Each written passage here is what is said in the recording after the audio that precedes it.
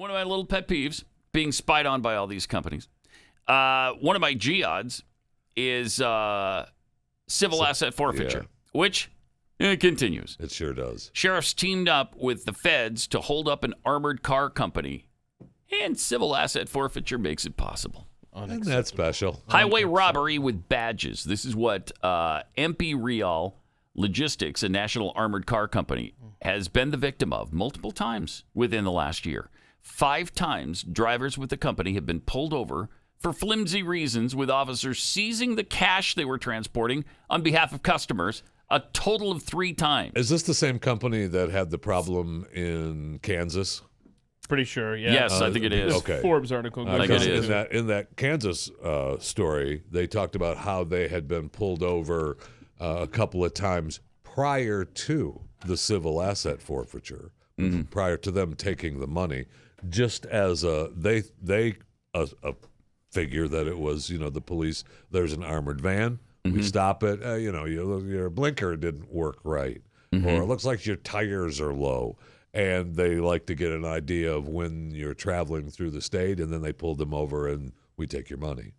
Incredible. I mean, it's darn near criminal. Darn near. It is criminal. It is criminal. It's highway robbery. Yeah, in the case of California, it's against California law. It's against United States law. Of course, it's against the Constitution, too. I have no idea how they continue to get away with this. No one has been arrested. No one has been charged with a crime. But if law enforcement is successful in using civil forfeiture to take the money, they'll be able to spend it on themselves. The fact that the seizures defy state and federal laws is why highway robbery is the correct way to characterize what's going on.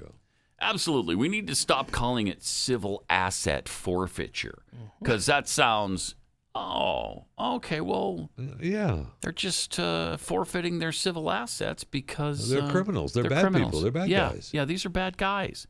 Started this summer in Kansas. MP Real Logistics provides secure cash transit for state legal cannabis businesses. A driver was on their way to Kansas City, Missouri to pick up money from medical cannabis dispensaries when they were pulled over by a Kansas sheriff's deputy. The driver was not cited for anything and truthfully told the deputy about their business in Kansas City, which, by the way, is legal. Okay, so if it's legal, leave them alone. If you don't want marijuana being transported, then make it illegal. You can't just show up and start taking things from people because you feel like it. We are a lawless nation. This is really, it's so disturbing and so despicable and un-American. This is just not America. On the return trip the next day, a deputy pulled over the car and seized $165,000. Yeah. See, they gave him the test stop. Yeah. And then, hey, you know what? Tomorrow, let's take the cash, which they did. $165,000. It's not like it's $30. The driver wasn't ticketed or arrested. But by the way, it'd be just as wrong if it was $30. I was just going to say, I don't care if it was $30. Yeah, no amount of money is okay to steal from people. The funds were handed over to the federal government, with the U.S. Attorney for Kansas filing a civil asset forfeiture action to take all of it. Oh, you can file paperwork to get it back. Sure you can. And lickety split within the next 5 years, maybe 6, you might get a portion of it back, or you might not. You might not get a penny of it. Both have happened.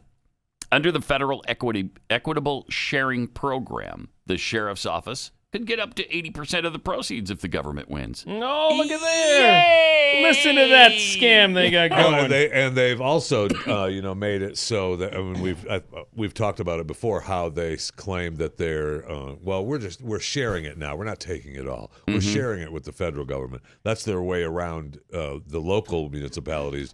Their way around of saying, well, we're not. We're doing it with the feds. We're not taking it all. Yeah. Oh. It doesn't matter. It's still unconstitutional. Yeah. While MP Reals, while they were contesting the Kansas seizure, the San Bernardino County Sheriff started targeting vehicles transporting proceeds from the state legal businesses in California. They said, hey, we need some of that over here. Yep. Again, the drivers were pulled over on flimsy reasons and never arrested or even given a citation.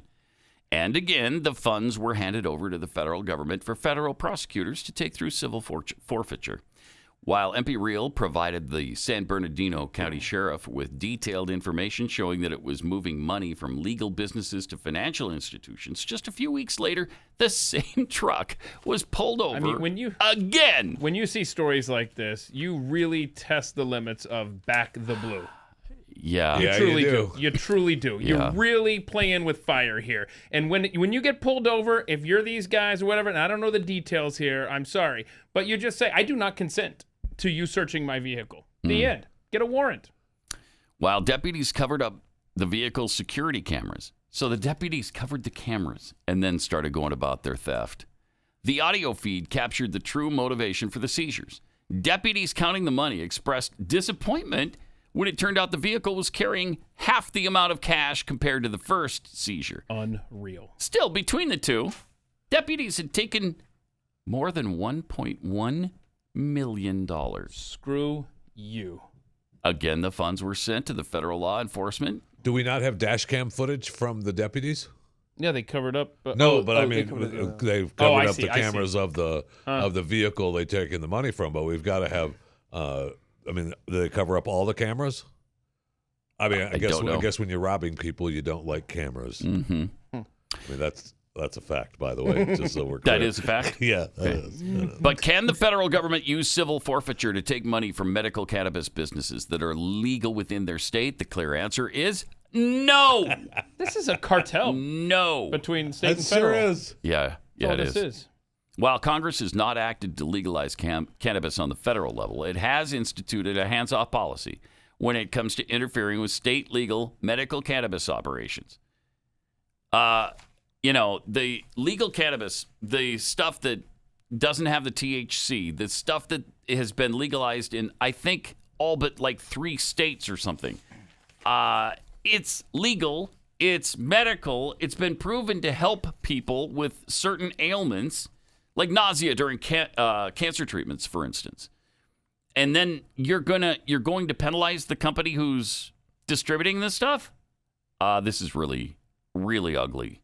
Really ugly. And I don't care if it is, there's plenty of places that, where it's legal with the THC, right? I mean, so what? Yeah. I mean, recreational it's use. agonizing. And in regard to the San Bernardino County Sheriff stops, California law explicitly protects MP Real and others who transport money for commercial cannabis operations. See? They're breaking the law on a state and federal level. It's got to stop. Yet they're colluding.